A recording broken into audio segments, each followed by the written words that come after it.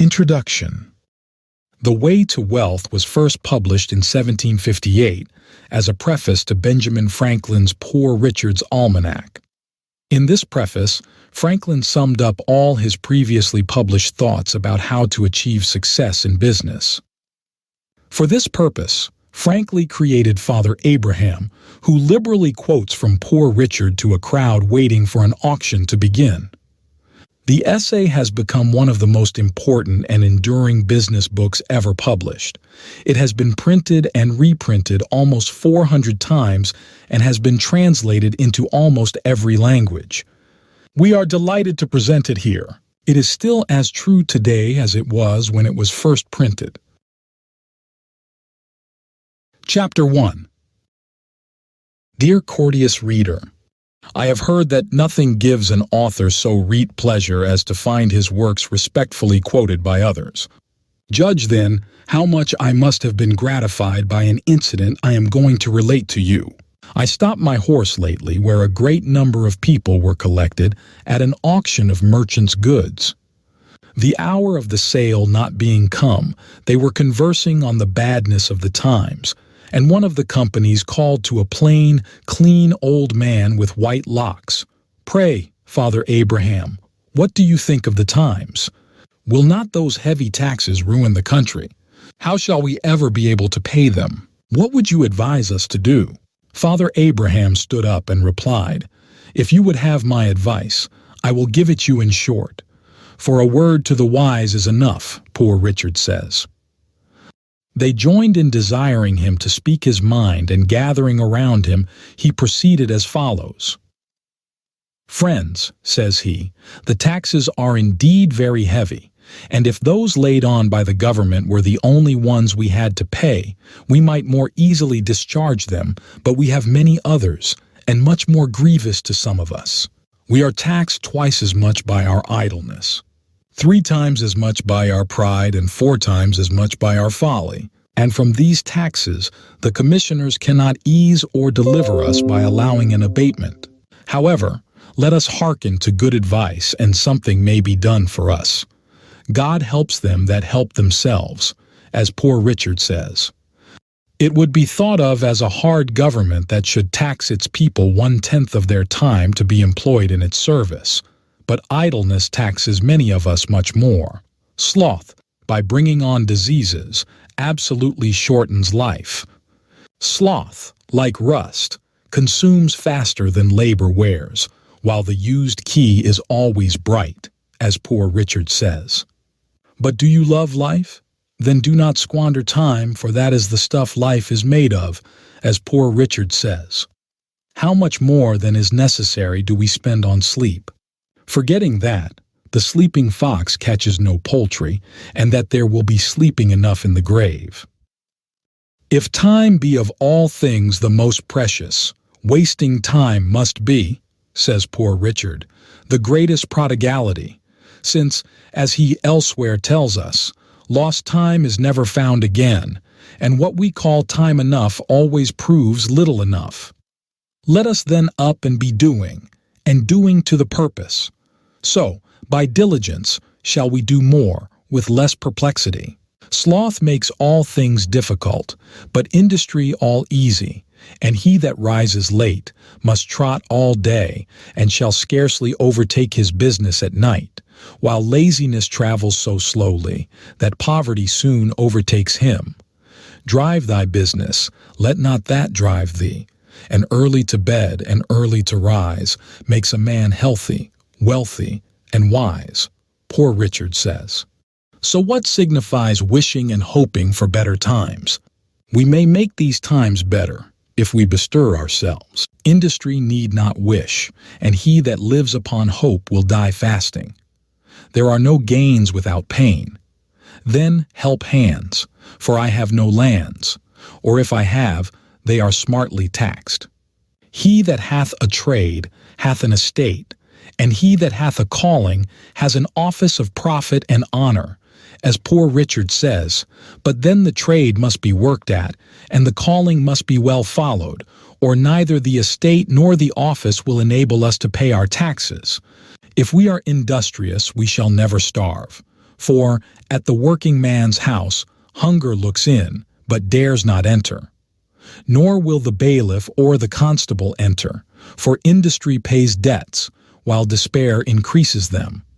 What, though you have found no treasure, nor has any rich relation left you a legacy? Diligence is the mother of good luck, and God gives all things to industry. Then plow deep while sluggards sleep, and you shall have corn to sell and to keep. Work while it is called today, for you know not how much you may be hindered tomorrow. One day is worth 2 tomorrows, as Poor Richard says, and farther, never leave that till tomorrow, which you can do today.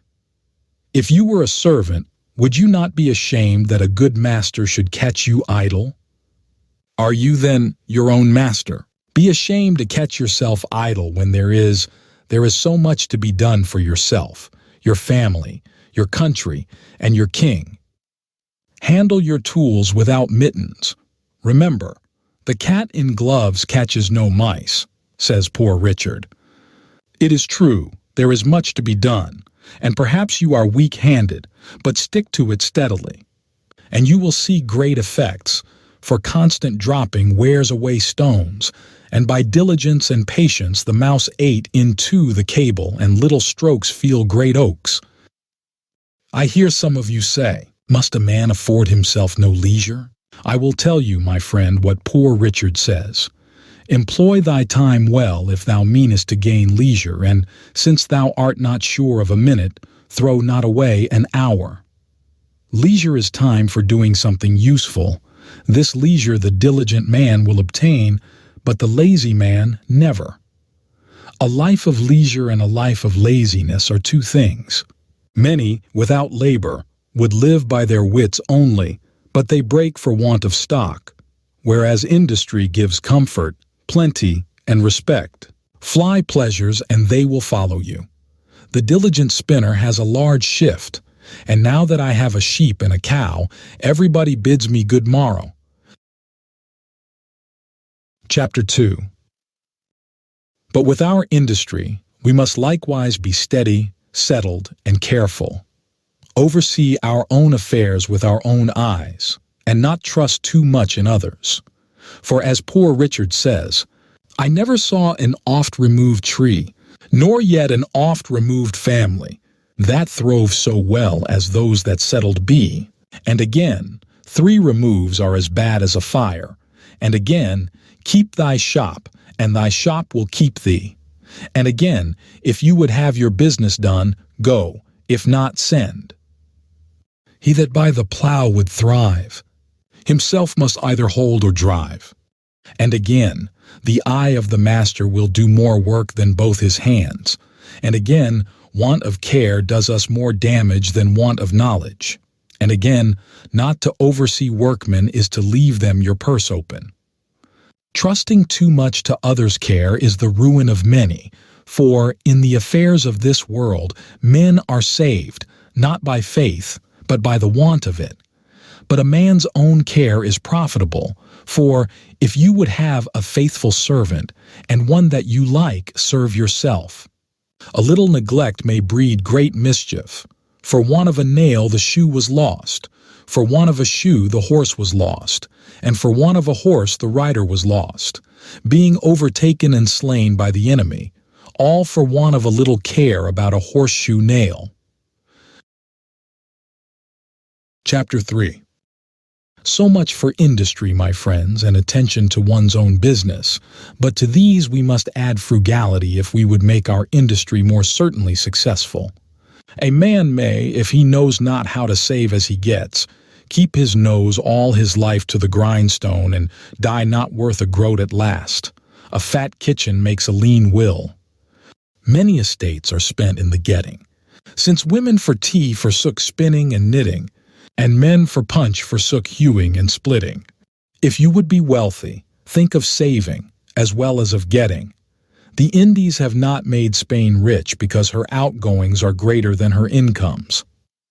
Away, then, with your expensive follies, and you will not then have so much cause to complain of hard times, heavy taxes, and chargeable families.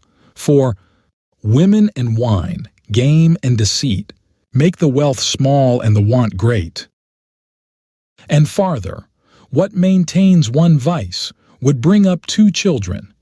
You may think perhaps that a little tea or a little punch now and then, a diet a little more costly, clothes a little finer, and a little entertainment now and then can be no great matter. But remember, many a little makes a mickle. Beware of little expenses. A small leak will sink a great ship, as Poor Richard says. And again, who dainties love shall beggars prove. And moreover, fools make feasts, and wise men eat them. Here you are all getting together for this sale of fineries and knickknacks. You call them goods, but if you do not take care, they will prove evil to some of you. You expect they will be sold cheaply, and perhaps they will be for less than they cost, but if you have no occasion for them, they must be dear to you. Remember what Poor Richard says, "Buy what thou hast no need of, and ere long thou shalt sell thy necessaries." And again, at a great pennyworth, pause a while. He means that perhaps the cheapness is apparent only and not real, or the bargain, by straightening you in your business, may do you more harm than good. For in another place he says, many have been ruined by buying good pennyworths. Again, it is foolish to lay out money in a purchase of repentance, and yet this folly is practiced every day at auctions for fear of minding the almanac. Many a one, for the sake of finery on the back, have gone with a hungry belly and half-starved their families. Silks and satins, scarlet and velvets, put out the kitchen fire, as Poor Richard says. These are not the necessities of life. They can scarcely be called conveniences, and yet only because they look pretty, how many want to have them? By these and other extravagancies, the genteel are reduced to poverty and forced to borrow from those whom they formerly despised, but who, through industry and frugality, have maintained their standing, in which case it appears plainly that a plowman on his legs is higher than a gentleman on his knees, as Poor Richard says. Perhaps they have had a small estate left them, which they knew not the getting off. They think it is day and will never be night, that a little to be spent out of so much is not worth minding, but always taking out of the meal tub and never putting in soon comes to the bottom, as Poor Richard says, and then, when the well is dry, they know the worth of water. But this they might have known before if they had taken his advice. If you would know the value of money, go and try to borrow some, for he that goes a-borrowing goes a-sorrowing, as Poor Richard says, and indeed so does he that lends to such people when he goes to get it in again. Poor Dick further advises and says, "Fond pride of dress is sure a very curse. Ere fancy you consult your purse." And again, pride is as loud a beggar as want, and a great deal is saucier. When you have bought one fine thing, you must buy 10 more, so that your appearance may be all of a piece. But Poor Dick says, it is easier to suppress the first desire than to satisfy all that follow it. And it is as truly folly for the poor to ape the rich as for the frog to swell in order to equal the ox. Vessels large may venture more, but little boats should keep near shore. It is, however, a folly soon punished, for as Poor Richard says, pride that dines on vanity sups on contempt. Pride breakfasted with plenty dined with poverty and supped with infamy. And after all, of what use is this pride of appearance, for which so much is risked, much is suffered? It cannot promote health, nor ease pain. It makes no increase in merit in the person. It creates envy, and it hastens misfortune. But what madness it must be to run in debt for these superfluities. We are offered by the terms of this sale 6 months' credit, and that perhaps has induced some of us to attend it, because we cannot spare the ready money and hope now to be fine without it. But think, what you do when you run in debt is, give to another power over your liberty. If you cannot pay at the time, you will be ashamed to see your creditor. You will be in fear when you speak to him. You will make poor, pitiful, sneaking excuses, and by degrees come to lose your veracity and sink into base, downright lying. For the second vice is lying.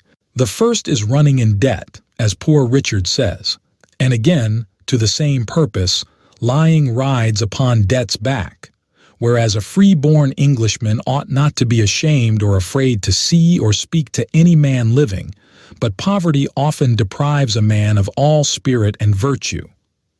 It is hard for an empty bag to stand upright. What would you think of that prince, or of that government, who should issue an edict forbidding you to dress like a gentleman or lady on pain of imprisonment or servitude?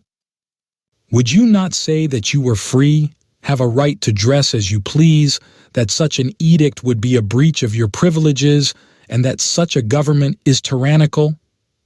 And yet you are about to put yourself under that tyranny when you run into debt for such a dress. Your creditor has authority at his pleasure to deprive you of your liberty by confining you to a gaol for life, or by selling you for a servant if you should not be able to pay him. When you have got your bargain, you may, perhaps, think little of payment, but, as Poor Richard says, creditors have better memories than debtors. Creditors are a superstitious sect, great observers of set days and times. The day comes round before you are aware, and the demand is made before you are prepared to satisfy it. Or, if you bear your debt in mind, the term which at first seemed so long will, as it lessens, appear extremely short. Time will seem to have added wings to his heels as well as his shoulders. Those who have a short Lent owe money to be paid at Easter. At present, perhaps, you may think yourselves in thriving circumstances and that you can bear a little extravagance without injury. But, for age and want, save while you may, no morning sun lasts a whole day. Gain may be temporary and uncertain, but ever while you live, expense is constant and certain, and it is easier to build 2 chimneys than to keep one in fuel, as Poor Richard says. So, rather go to bed supper less than rise in debt. Get what you can and what you get hold. 'Tis the stone that will turn all your lead into gold. And when you get the philosopher's stone, sure, you will no longer complain of bad times or the difficulty of paying taxes. This audiobook is produced by WealthBooks. Copyright 2024. Chapter 4. This doctrine, my friends, is reason and wisdom, but, after all, do not depend too much upon your own industry and frugality and prudence, though excellent things, for they may all be blasted without the blessing of heaven, and therefore ask that blessing humbly and be not uncharitable to those who at present seem to want it, but comfort and help them. Remember, Job suffered and was prosperous afterwards. And now to conclude, experience keeps a dear school, but fools will learn in no other, as Poor Richard says, and scarce in that, for it is true, we may give advice, but we cannot give conduct. However, remember this, those who will not be counseled cannot be helped, and farther that, if you will not hear reason, it will surely rap your knuckles, as Poor Richard says. Thus, the old gentleman ended his harangue. The people heard it, and approved the doctrine and immediately practiced the contrary, just as if it had been a common sermon, for the auction opened, and they began to buy extravagantly. I found the good man had thoroughly studied my almanacs, and digested all I had dropped on those topics during the course of 25 years. The frequent mention he made of me must have tired anyone else, but my vanity was wonderfully delighted with it, though I was conscious that not a 10th part of the wisdom was my own, which he ascribed to me, but rather the gleanings that I had made of the sense of all ages and nations. However, I resolved to be better for the echo of it, and though I had at first been determined to buy stuff for a new coat, I went away and resolved to wear my old one a little longer. Reader, if you do the same, your profit will be as great as mine. I am, as ever, yours to serve you. The end. We hope that you've enjoyed this audiobook. Subscribe to our channel so you will get notified every time we upload a new video. This audiobook is a production of WealthBooks. Copyright 2024.